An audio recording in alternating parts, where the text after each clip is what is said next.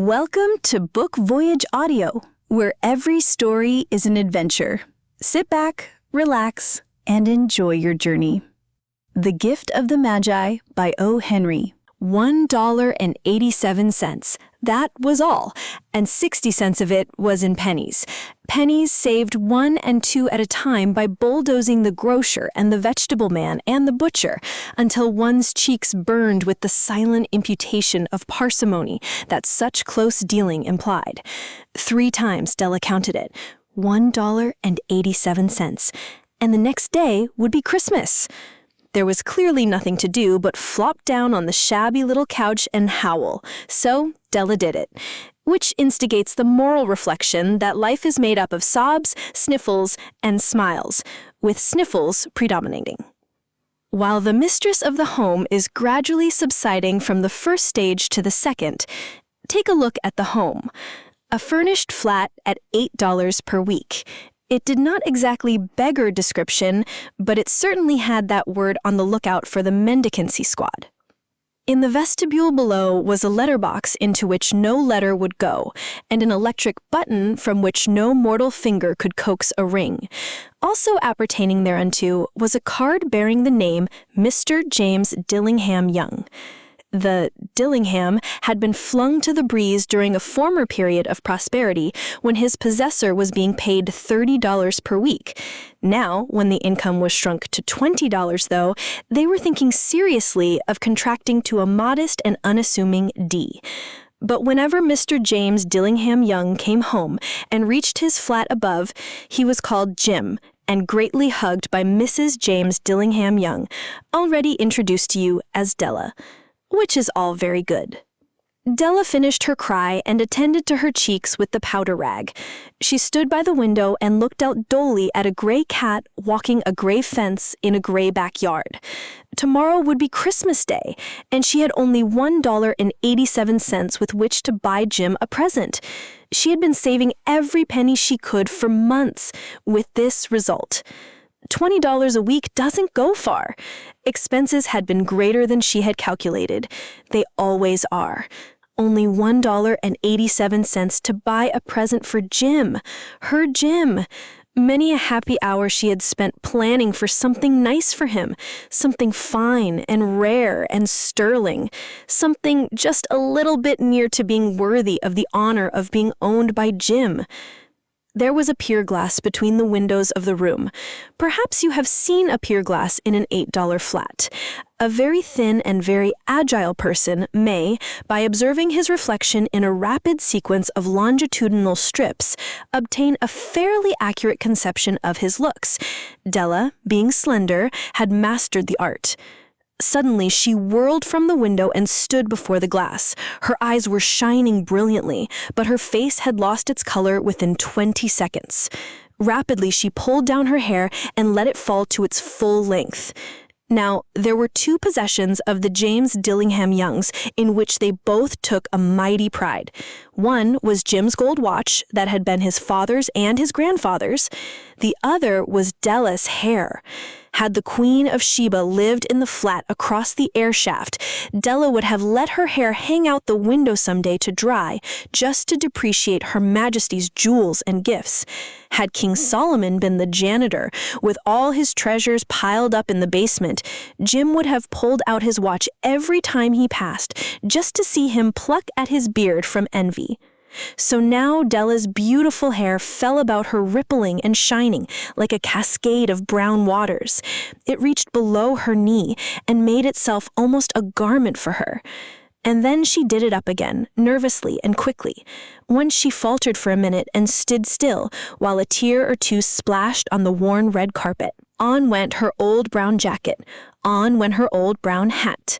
With a whirl of skirts and with the brilliant sparkle still in her eyes, she fluttered out the door and down the street to the street. Where she stopped, the sign read, Madame Sophronie, hair goods of all kinds. 1 flight up Della ran and collected herself, panting. Madame, large, too white, chilly, hardly looked the Sophronie. "Will you buy my hair?" asked Della. "I buy hair," said Madame. "Take your hat off and let's have a sight of the looks of it." Down rippled the brown cascade.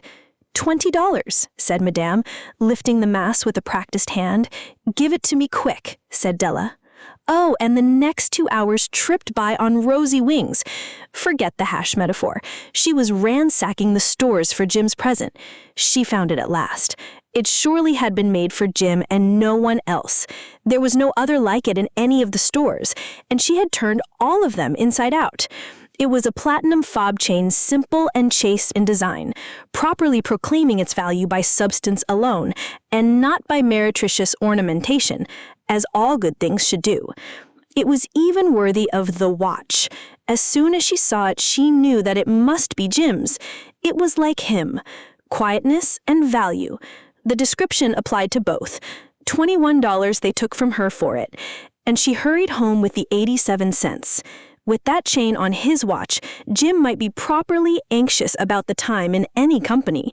Grand as the watch was, he sometimes looked at it on the sly on account of the old leather strap that he used in place of a chain. When Della reached home, her intoxication gave away a little to prudence and reason. She got out her curling irons and lighted the gas and went to work repairing the ravages made by generosity added to love. Which is always a tremendous task, dear friends, a mammoth task. Within 40 minutes, her head was covered with tiny, close-lying curls that made her look wonderfully like a truant schoolboy. She looked at her reflection in the mirror long, carefully, and critically. If Jim doesn't kill me, she said to herself, before he takes a second look at me, he'll say I look like a Coney Island chorus girl. But what could I do? What could I do with $1.87? At 7 o'clock, the coffee was made and the frying pan was on the back of the stove, hot and ready to cook the chops. Jim was never late. Della doubled the fob chain in her hand and sat on the corner of the table near the door that he always entered. Then she heard his step on the stair away, down on the first flight, and she turned white for just a moment. She had a habit of saying a little silent prayer about the simplest, everyday things, and now she whispered, "Please, God, make him think I am still pretty." The door opened, and Jim stepped in and closed it. He looked thin and very serious. Poor fellow, he was only 22, and to be burdened with a family. He needed a new overcoat, and he was without gloves. Jim stopped inside the door, as immovable as a setter at the scent of quail. His eyes were fixed upon Della, and there was an expression in them that she could not read, and it terrified her. It was not anger, nor surprise, nor disapproval, nor horror, nor any of the sentiments that she had been prepared for. He simply stared at her fixedly with that peculiar expression on his face. Della wriggled off the table and went for him. "Jim, darling," she cried, "don't look at me that way. I had my hair cut off and sold because I couldn't have lived through Christmas without giving you a present. It'll grow out again. You won't mind, will you? I just had to do it. My hair grows awfully fast. Say Merry Christmas, Jim, and let's be happy. You don't know what a beautiful, nice gift I've got for you." "You've cut off your hair?" asked Jim, laboriously, as if he had not arrived at that patent fact yet, even after the hardest mental labor. "Cut it off and sold it," said Della. "Don't you like me just as well? Anyhow, I'm me without my hair, ain't I?" Jim looked about the room curiously. "You say your hair is gone?" he said with an air almost of idiocy. "You needn't look for it," said Della. "It's sold, I tell you, sold and gone too. It's Christmas Eve, boy. Be good to me, for it went for you. Maybe the hairs of me head were numbered," she went on with sudden serious sweetness, "but nobody could ever count my love for you. Shall I put the chops on, Jim?" Out of his trance, Jim seemed quickly to wake. He enfolded his Della. "For 10 seconds, let us regard with discreet scrutiny some inconsequential object in the other direction. $8 a week or $1 million a year. What is the difference? A mathematician or a wit would give you the wrong answer. The Magi brought valuable gifts, but that was not among them. This dark assertion will be illuminated later on. Jim drew a package from his overcoat pocket and threw it upon the table. Don't make any mistake, Dell, about me. I don't think there's anything in the way of a haircut or a shave or a shampoo that could make me like my girl any less. But if you'll unwrap that package, you may see why you had me going a while at first. White fingers and Nimble tore at the string and paper, and then an ecstatic scream of joy, and then, alas, a quick feminine change to hysterical tears and wails, necessitating the immediate employment of all the comforting powers of the Lord of the Flat. For there lay the combs, the set of combs, side and back, that Della had worshipped long in a Broadway window. Beautiful combs, pure tortoise shell with jeweled rims, just the shade to wear in the beautiful, vanished hair. They were expensive combs, she knew, and her heart had simply craved and yearned over them without the least hope of possession. And now they were hers, but the tresses that should have adorned the coveted adornments were gone. But she hugged them to her bosom, and at length she was able to look up with dim eyes and a smile and say, "My hair grows so fast, Jim." And then Della leapt up like a little singed cat and cried, "Oh, oh!"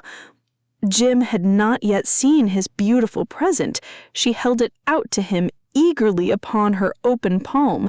The dull, precious metal seemed to flash with a reflection of her bright and ardent spirit. "Isn't it a dandy, Jim? I hunted all over town to find it. You'll have to look at the time 100 times a day now. Give me your watch. I want to see how it looks on it." Instead of obeying, Jim tumbled down on the couch and put his hands under the back of his head and smiled.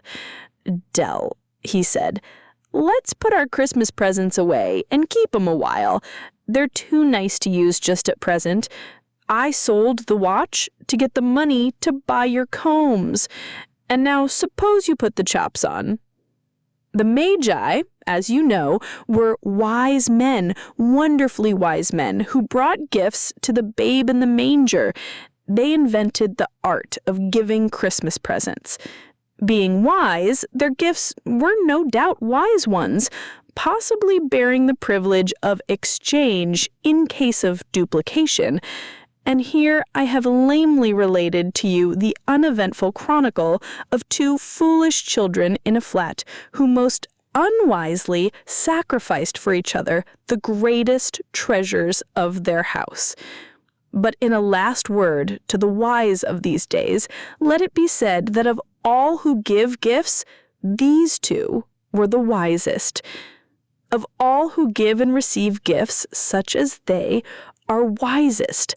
Everywhere, they are wisest. They are the Magi. Thank you for joining us on this literary voyage. Don't forget to subscribe to Book Voyage Audio for more amazing stories. Until next time, happy listening.